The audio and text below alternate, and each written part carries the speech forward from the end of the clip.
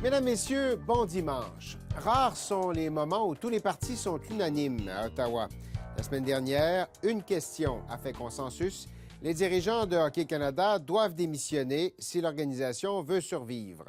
Gestion douteuse de cas d'agression sexuelle, réserve financière pour dédommager discrètement les victimes, pour éviter surtout que les agresseurs ne se retrouvent sur la place publique.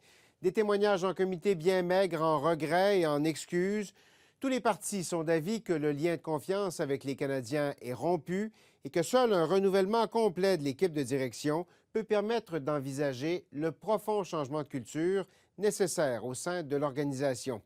Le député conservateur Richard Martel a une vision particulière du dossier. L'ex-entraîneur a œuvré pendant 21 saisons dans la Ligue de hockey junior majeur du Québec. J'ai discuté avec lui de la crise chez Hockey Canada. Richard Martel, bonjour. Bonjour. Monsieur Martel, vous êtes député de Chicoutimi-Lafière, mais j'avais envie de vous parler aujourd'hui comme ancien coach de hockey, avec tout ce qu'on voit au comité parlementaire du patrimoine et les dirigeants de Hockey Canada. Hockey Canada, pour vous, là, c'est quoi Hockey Canada? Hockey Canada, puis Équipe Canada Junior, c'est le rêve. C'est le rêve de tous les gens qui sont impliqués dans le hockey. Que ce soit les entraîneurs, que ce soit les joueurs. Ça a été votre rêve à vous à un moment Absolument. On veut tous et toutes faire partie de Hockey Canada. On veut tous faire partie d'Équipe Canada Junior. On veut être dans le programme de Hockey Canada. Alors, c'est le rêve. Quand tu es jeune, tu veux représenter le Canada au mondial. Alors, c'est très gros. Puis ensuite de ça, ça a des répercussions à travers le monde. Quand je suis allé coacher, entraîner en Suède, les gens nous voient gros au Canada parce qu'ils savent que notre programme est excellent, extraordinaire, puis on performe. Qu'est-ce qui est en train de se passer? Quand vous avez vu les témoignages de Mme Skinner la semaine dernière, vous avez pensé quoi? Bien, premièrement, ce qui se passe au Hockey Canada, c'est triste, là. Puis moi, aujourd'hui, tu sais, vous m'invitez, je vais en parler, mais c'est pas un dossier bien intéressant. Puis aussi, c'est décevant. On ne pensait pas ça, là, qu'une partie de notre argent à l'inscription allait dans des fonds pour régler des dossiers d'agression sexuelle. Ensuite de ça, on a appris qu'il y a 2 fonds. Alors, ça n'arrête pas présentement à Hockey Canada, puis tu sais, c'est là qu'on se dit, ouais, mais comment ça se fait que tout ça, ça fait des années, on n'était pas au courant. Puis là, c'est certain que ça ternit l'image de Hockey Canada. On a vu le témoignage de Mme Skinner.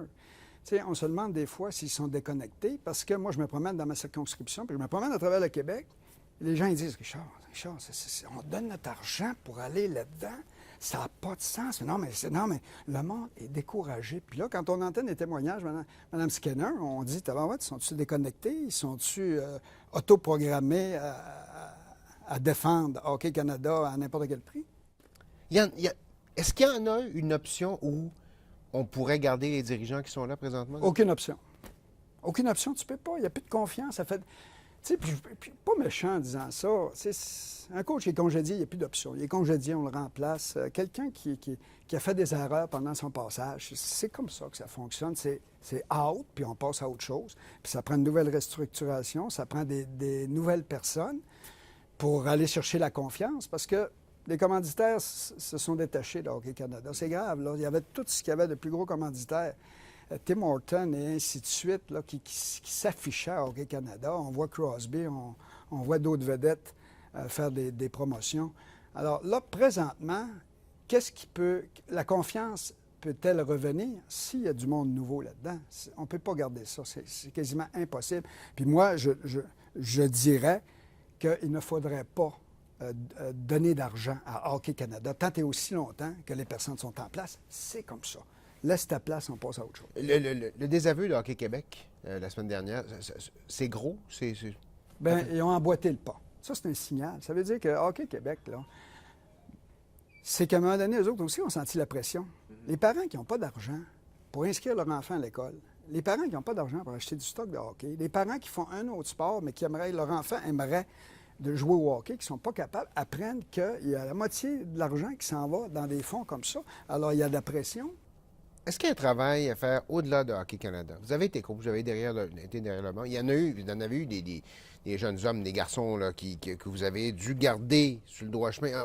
On l'a-tu échappé quelque part à un moment donné? Y a-t-il quelqu'un quelque part qui l'a échappé? Écoutez, on parle... tu sais, je ne peux pas parler pour l'encadrement. On a toujours pensé qu'au Hockey Canada, c'était très rigide. Ils encadraient énormément leurs athlètes, leurs joueurs de hockey.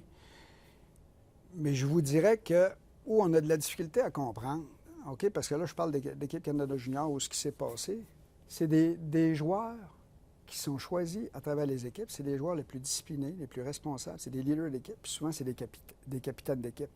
C'est là qu'on est préoccupé quand on entend des histoires comme ça, parce que ça devrait être des modèles pour la Parce que c'est des joueurs, certains de ces joueurs-là, vous les avez vus passer, vous. Absolument, absolument. Mais aussi, tu sais, en début d'année, il y a des conférences. Moi, je me souviens, dans les années où je dirigeais, bien là, on parlait il y avait des drogues. Il y avait les initiations qu'il fallait que ça arrête. Il y avait l'école aussi. Alors, il y a des gens qui venaient nous parler, des intervenants. La GRC venait nous parler sur les drogues dures, ici, informait les joueurs.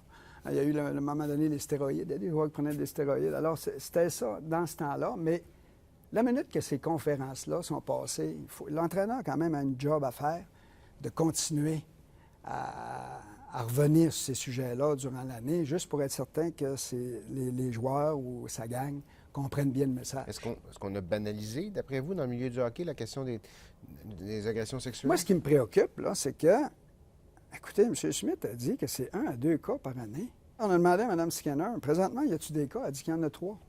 Mais c'est année après année. Moi, tu sais, on comprend pas. Il peut y avoir des cas isolés, mais quand c'est à répétition comme ça, on dit, voyons non, ce qui se passe. Ça fait pas de sens. Moi, je suis peiné là, de ça. Peiné et découragé et déçu. Qu'est-ce qui va rester de Hockey Canada à la fin de tout ça, d'après vous? Là, présentement, c'est un nuage noir au-dessus de Hockey Canada. Moi, je vous dis que s'il fait maison nette, il y a une nouvelle restructuration, il y a des choses qui sont différentes, il y a une volonté de changement de culture, parce que là, je suis en train de me savoir si c'est une culture. Je suis bien d'accord qu'on protège la victime. Il faut la protéger, mais on protège toujours la victime. Puis il n'y a pas d'imputabilité envers les gens qui font des actes. Tu sais, comment tu veux, après, c'est une roue qui tourne. Je pense que s'il y a des nouvelles personnes, nouvelles restructurations, la confiance va revenir peu à peu, les commanditaires vont revenir et je pense qu'on va pouvoir aller de l'avant. Tant que les gens sont en place, moi, je ne vois pas la lumière au bout du tunnel. Richard Martel, coach, député, merci beaucoup. Merci.